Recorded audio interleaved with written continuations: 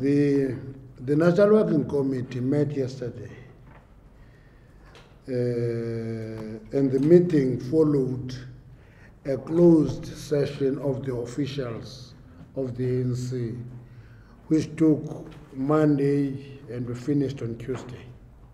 Very long meeting of the officials. Now, the length of that meeting collapses readily the rumor that were put in this meeting. President Zuma just lectures on us, and we all cowed down and apologized. And I said to one journalist who asked me this question, then it means Comrade Zuma can speak longer than Fidel Castro. If he speaks to us for 1 day and a half, just lecturing us, he can speak longer than Fidel Castro then. So we're giving you the length of the meeting to show you that it was quite a serious meeting. The NWC meeting was attended by members of the NWC, and we invited chairpersons and secretaries of provinces, which is allowed by the constitution of the ANC, that the NWC can invite any member of the ANC, and the number of invitees can be limited only by the NWC itself, and they can participate in the discussion, but they will not vote if there's an issue to be voted for. That's what the constitution is. That's why we invited chairpersons and secretaries of provinces, so that the speed of our communication is accelerated.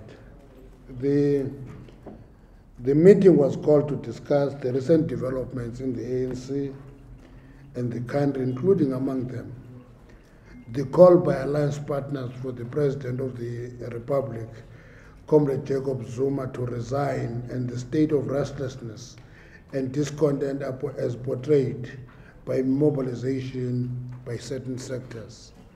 We spend our time discussing that.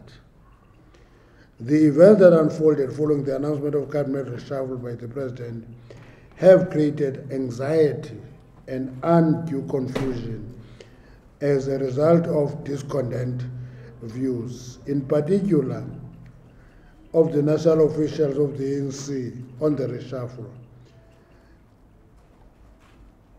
We're turning to this issue because there was an unprecedented development of officials of the ANC going public on their views on a particular matter here. That's what we're highlighting here. And the officials have given the NWC a candid report about their serious and difficult disagreement.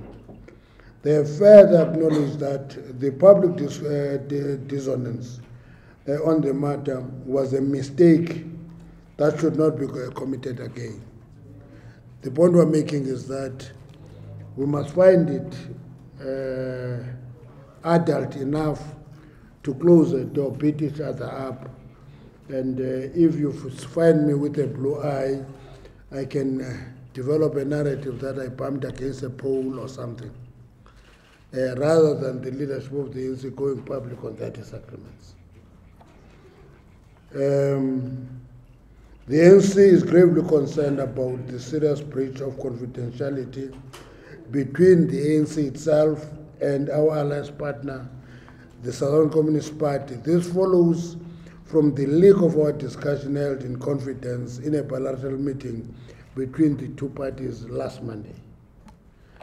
This leak was subsequently followed by a fully fledged media briefing on the contents of a closed meeting, and the Afghan National Congress intends to raise these matters with the Communist Party in the next bilateral meeting. Because when we talk to our alliance partners, sometimes we share with them uncomfortable things that we disagree on, but we always bang on the confidentiality of the discussion among alliance partners. When one partner breaks that confidentiality, it creates more difficulties, because it means that we must find it difficult to brief them in advance on things that are sensitive. On the cabinet reshuffle, the National Working Committee recognized and reaffirmed the 52nd National Conference resolution, whose effect is to say that consultation on matters of deployment is a principle of the organization, not a favor. When you get the resolution, you'll get what that resolution says. But let me refer to you. One, it says, the conference affirmed that the ANC remains the key strategic center of power, which must exercise leadership in pursuit of the objectives of the NTR, and this means the structures and objectives of the movement must make the decisions on the direction our country should take collectively. It goes further to say, and therefore the NEC is instructed to develop a framework for that. The conference further decided on the following specific approaches with regard to deployment. One, you remember that every time we must deploy mayors. The region produced 3 names to the province in case of premier produced 3 names to the NEC. It is that same resolution, but in this one it says, the conference further decided on the following specific approaches with regard to deployment as discussed in the National Conference. At national government level, conference agrees that the ANC president shall be the candidate of the movement for the president of the republic. That's a conference resolution. It's very important in the environment that is there now, where there is some expectation that the ANC will be part of an anti-Zuma movement which campaigns for the removal of its president. In terms of the 52nd National Conference, conference resolved that the president of the ANC is the ANC candidate for the position of a president of the republic. And many people don't understand how complicating that position is in terms of the president of the ANC being the president of the republic. I won't expatiate on that. And the prerogative of the president, I want you to listen to this one. The prerogative of the president, the premiers and mayors to appoint and release members of the cabinet, the executive councils, and mayoral committees should be exercised after consultation with the leadership of the organization. That's a conference resolution. So when there is an issue around consultation, lack thereof, is in line with this resolution of conference. It was against this background and following in-depth discussion that the national officials acknowledged shortcomings in their collective management of the cabinet reshuffle. While the president is not obliged to make public the reasons of the removal of ministers from cabinet, the officials reported to the NWC on the removal of Comrade Pravin Gordhan in particular as the Minister of Finance, not because other ministers are not important, precisely because the controversy has not revolved around the reshuffle. It has revolved around the reshuffle of the Minister of Finance. The other 4 ministers who have been removed from their position have been made not to be visible. And our view is that we have to talk to this. And the NWC has accepted the irretrievable breakdown of the relation between the president and members of the cabinet as sufficient explanation for the decision taken by the president. Therefore, the issue of the intelligence report complicated the matter, creating a lot of unhappiness. This was consequently presented as the only reason for his removal, which was unfortunate and incorrect. So, we're clarifying the issue of the intelligence report, which actually became the issue. But the reality of the matter is that there was a breakdown of the relationship between the president and a minister. And from where we're sitting as the NWC, we agreed that that explanation would have been sufficient to put an intelligence report which is questioned from left, right, and center, complicated that removal. Now, the National Working Committee congratulates all newly appointed ministers and deputy ministers. The unfortunate event that transpired following their appointment should not and do not distract from the fact that they individually and collectively are very capable comrades who have invaluable skills and experience to offer to the work of government. We have no doubt they will work with integrity, dedication, and humility to serve our people. And the ANC wishes them well in their new roles and calls on South Africans to rally behind and support them in their quest to move South Africa forward. The NWC further expressed its gratitude to those who are no longer members of the National Executive following the reshuffle. They have served the ANC and South Africa with diligence. We are confident that they are not lost to our movement. The NWC has reaffirmed the decision of the NEC for the development of an accountability framework and the strengthening of monitoring and evaluation of work of cadres deployed to government. This will allow for objective assessment of their work in fulfillment of the mandate given to them by the organization. At least we're making this point because already the NEC said we must have a way that can actually be scientific in terms of assessing performance or lack thereof of any cabinet minister. The National Working Committee reflected on the downgrade of South Africa sovereign rating by credit rating agency Standard & Poor. This decision must and does give impetus on the ANC-led government to redouble its effort to avoid similar decision by either rating agencies. We have noted the concern raised by Standard & Poor, in particular around the decision to remove Pravin Gordhan, anxieties about perceived political instability, and worries on whether the direction and trajectory of the economic policy will change.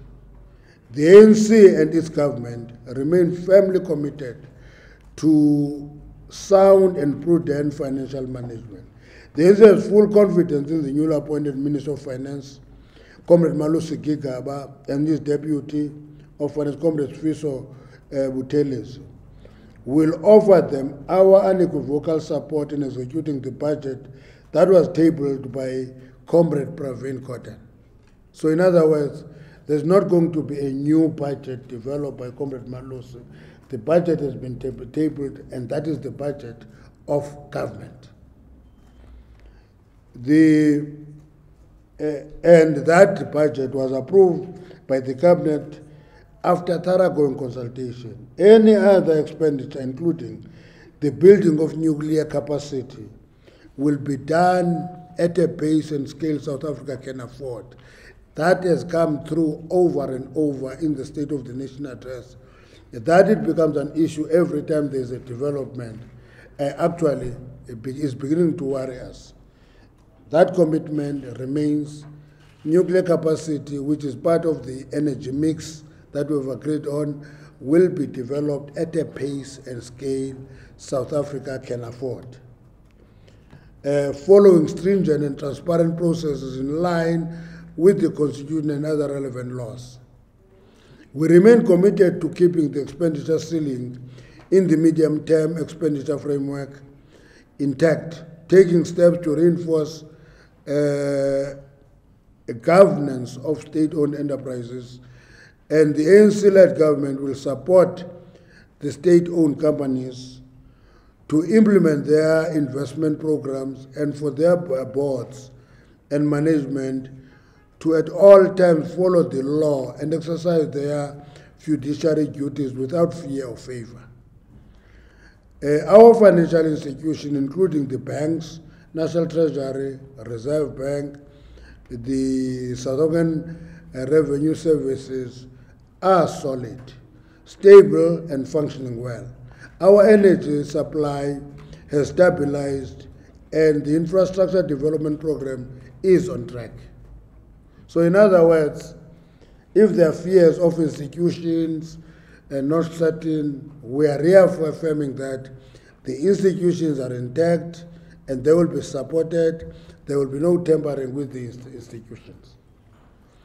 The ANC remains committed to radical economic transformation through the implementation of our unambiguous fiscal policies, which premised on the need for fiscal consolidation, balanced with imperatives for accelerated and inclusive growth, no effort should be spared to ensure that we mitigate against negative impact of the credit downgrade, particularly on the poor and the working class. Our economy must grow to allow us to accelerate and deepen economic transformation, create more opportunities for business and employment. The National Working Committee emphasized the need for unity of the ANC and the alliance in the interest of South Africa, whilst disagreements emerge, as they always will in the execution of our revolution. An atmosphere for genuine debate, criticism and self-criticism must always be created. Different viewpoints should always be engaged, regardless of where they emerge. The ANC has reflected on the call by the SACP and COSATU, among others, for the President to resign from his position as the President of the Republic of South Africa. The NWC resolved that officials and the members of the NSC must continue to engage COSATU, SACP, and organs of civil society on the matter. That is the end of our statement. It's a summary of a very detailed and complex debate in the ANC. Thank you very much.